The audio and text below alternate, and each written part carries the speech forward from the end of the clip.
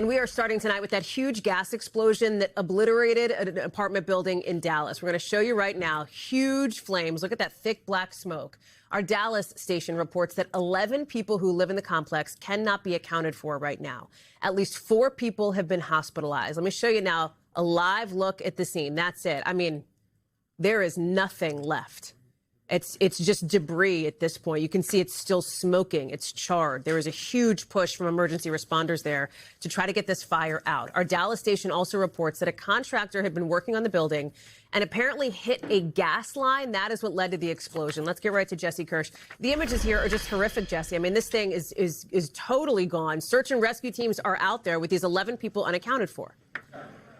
Yeah, Hallie, and we know from authorities they've even been using a drone from overhead to try to get a sense of what is going on the ground to see if that leads them to figure anything further out. And as you mentioned, there are 11 people unaccounted for, but it's unclear if they were in the building at the time, right? So it's 5 o'clock in the east right now. This would have been going on in the middle of the workday.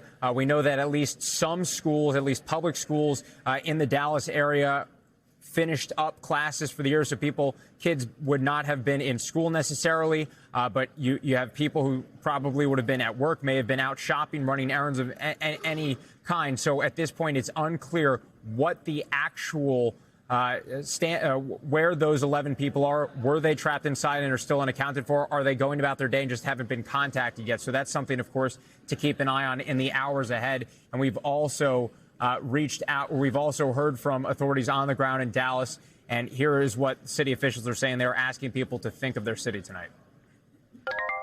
I want to encourage our entire city, this entire state, the entire nation to come together and pray for all the people, all the families who are affected by this tragedy we are experiencing here today in our city. We ask everyone to please pray for our Dallas Fire Rescue personnel who are still fighting this fire.